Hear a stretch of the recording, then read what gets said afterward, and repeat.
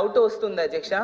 ఇప్పుడు liquor sales అలాగే బీర్ల అమ్మకాలు ఎంత పెరిగాయి మంత్రి గారు గౌరవ మంత్రి గారు చెప్పారు. అంటే తాగించేసి మళ్ళీ డీఎడిక్షన్ సెంటర్స్ ఎందుకు అధ్యక్ష? ఒకటి. నెక్స్ట్ కామన్ మ్యాన్ గా అడుగుతున్నాను అధ్యక్ష, రాజకీయాలు దయించి మాట్లాడకండి.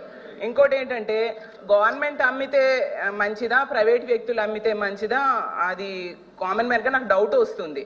గవర్నమెంట్ అమ్మితేనా మంచిది కదా, ప్రభుత్వానికి ఆదాయం వస్తుంది, లిక్కర్ సేల్స్ తగ్గుతాయి. అందుకే గతంలో 23 డిసెంబర్లో తక్కువ ఉన్నాయి, 24 డిసెంబర్లో ఎంత ఎక్కువైపోయాయి అంటే 40% బీర్ల అమ్మకాలు 18% లిక్కర్ అమ్మకాలు పెరిగాయి నేను అనుకుంటున్నాను అధ్యక్ష. ఇంకొకటి గౌరవ మంత్రి గారు ఇంకొక డౌట్ అండి, ఇక్కడ ఆదాయం వేయాలి కాదు, మంచిదా చెడ్డదా, ప్రజలను ఎలా రక్షించాలి దాని మీద మనం మాట్లాడాలి. అదే అండి, అందుకే అంటున్నా తాగించి మళ్ళీ డీఎడిక్షన్ సెంటర్స్ ఎందుకు అధ్యక్ష?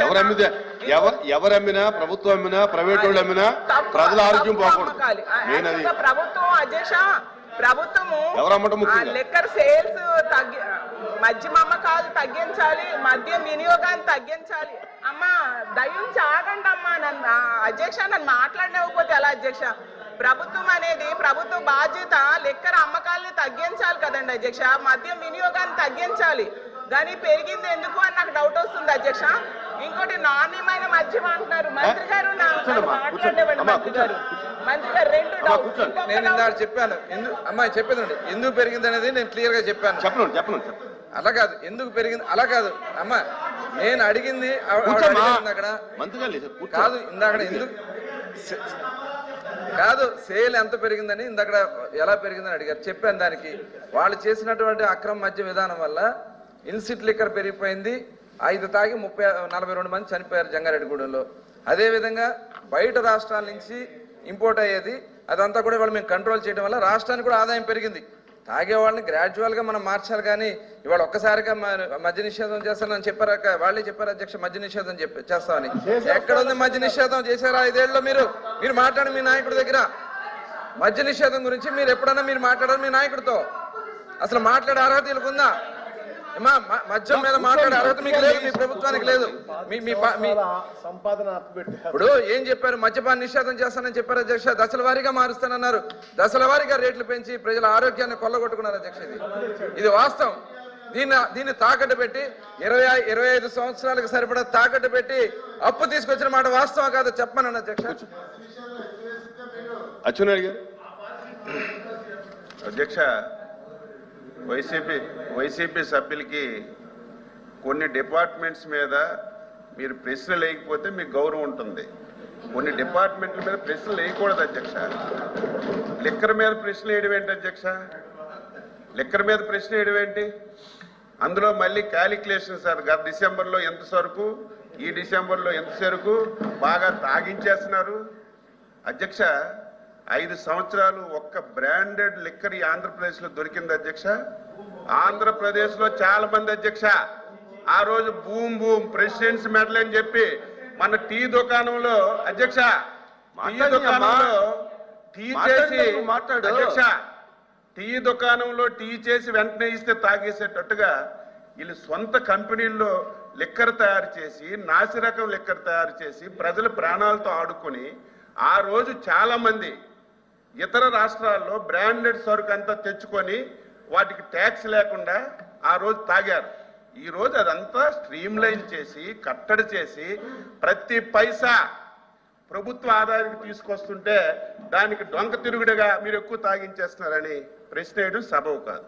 రెండవది బెల్ట్ షాపులు అధ్యక్ష మీరు వినాలి, బెల్ట్ షాపుల గురించి మాట్లాడుతున్నారు. 2014-24 మధ్యన ఏ మార్కెట్లోకి వెళ్ళినా సరే కొత్త రకం ప్యాంట్లు వచ్చాయి అధ్యక్ష. నేను కూడా చూశాను, ఒక ప్యాంట్కి 15 పాకెట్లు ఉండే, నేను ఎక్కడ చూడలేదు. ఏంటి 15 పాకెట్లు ప్యాంటు దొరికిందంటే 15 బాటిల్స్ పాకెట్లో పెట్టుకొని ప్రతి ఇంటికి వెళ్ళి డోర్ డెలివరీ చేసి మద్యం తాగించిన వాళ్ళు ఈరోజు బెల్ట్ షాపుల గురించి మాట్లాడుతున్నారు. ఎక్కడన్నా పెడితే బెండ్ తీస్తారని చెప్పినటువంటి గౌరవ ముఖ్యమంత్రి గారు చెప్పినటువంటి విషయాన్ని తమ దృష్టికి తీసుకొస్తున్నాం. ఎందుకంటే బెల్ట్ షాపులు తీయాలా ఉంచాలని మేము చెప్పింది కాదు. బెల్ట్ షాప్ ఎవరన్నా పెట్టి ఉంటే అందులో మంత్రులు ఎమ్మెల్యేలు ఎవరు ఇన్వాల్వ్ అయినా బెల్ట్ షాప్ పెడితే బెండ్ తీస్తానని చెప్పేసి అసెంబ్లీ సాక్షిగా చెప్పినటువంటి విషయాన్ని నేను విన్నాను సార్. అది ఈ రోజు ప్రతి గ్రామంలోనే బెల్ట్ షాపులు ఎక్కడ పెడితే అక్కడ కనబడుతున్నాయి. బెల్ట్ షాప్ తీయండి అని మేము చెప్పట్లేదు, మీరు చెప్పినటువంటి విషయాన్ని మేము అడుగుతున్నాం. గ్రామాల్లో బెల్ట్ షాప్ పెట్టుకోవడానికి ఆక్షన్స్ పెట్టి వేలంపాటలు పెట్టి ఒక ఊర్లో 10-5 బెల్ట్ షాపులు ఉన్నాయి. సరే నడుపుకోండి, మాకేం అభ్యంతరం లేదు. దాని మీద బెల్ట్ షాప్ పెడితే బెండ్ తీస్తానని చెప్పేసి ముఖ్యమంత్రి గారు సాక్షాత్తు గౌరవ ముఖ్యమంత్రి గారు మాట్లాడిన దాని గురించి అడగటం అనేటువంటిది జరుగుతుంది అధ్యక్ష. ఎక్కడన్నా మేము అడిగి ఎన్ని బెల్ట్ షాపులు ముగించారు, 5 లక్షల రూపాయలు ఫైన్ వేస్తారని చెప్పారు.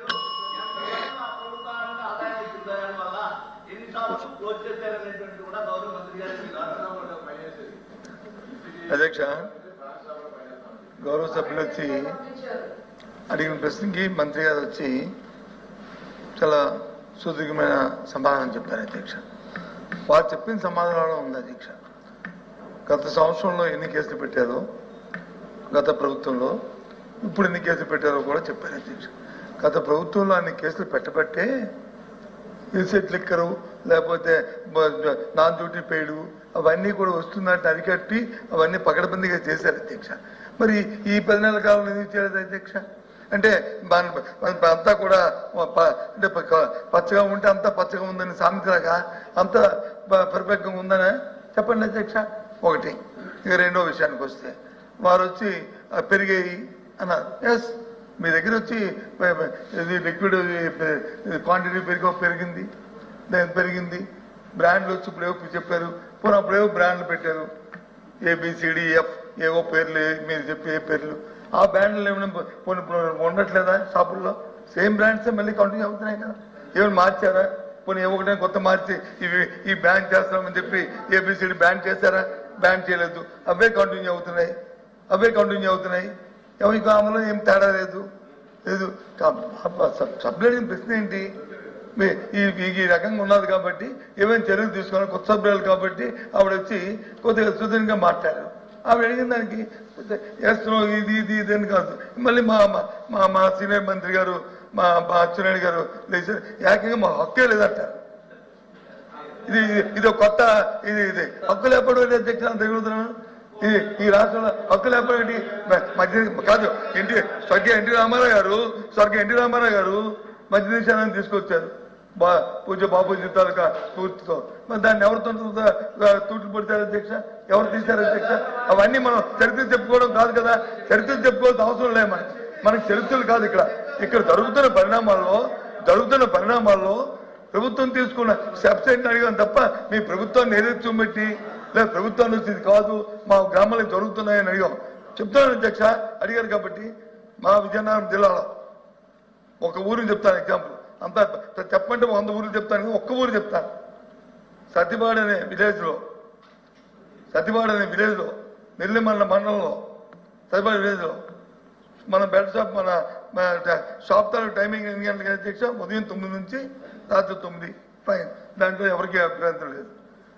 రాత్రి 9 నుంచి ఉదయం 9 నుంచి అమ్ముకోవడానికి ఆక్షన్ పెట్టుకున్న ఊర్లో 50 లక్షలు పడారు అధ్యక్ష. This is record. తమకు దయచేసి మంత్రి గారు అబద్ధం నిజమైంది మీరు ఒకసారి వెరిఫై చేసుకోండి. నేను చెప్పేది అబద్ధం అయితే ఏంటి? ఎగ్జామ్ కాదు, 9 నుంచి 10 వరకు అమ్ముకోవద్దు కదా. ఆ టైంలో 9 నుంచి 10 మళ్ళీ బెల్ట్ షాప్ అమ్ముకోవడానికి ఆ డబ్బులు అది శ్రీనివాస్ గారు చేస్తారని మాట్లాడమండి సార్. నేను మళ్ళీ మాట్లాడాను మా జిల్లా మంత్రి గారు. నేను మాట్లాడాను, అయిపోలేదు. వారు మాట్లాడుతానని కూర్చున్నాను. అవకాశం ఇస్తే, లేకపోతే నేను మాట్లాడతాను. నా అయిపోయిన తర్వాత మాట్లాడండి.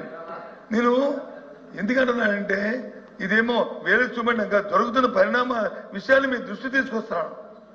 జరుగుతున్న విషయాల్ని తమ దృష్టికి తీసుకొస్తాను. మీరు అడిగారు కాబట్టి, ఏదైనా ఉంటే చెప్పన్నారు కాబట్టి మాట్లాడితే మాట్లాడండి, నేను కూర్చుంటాను. పర్వాలేదు, మంత్రి గారికి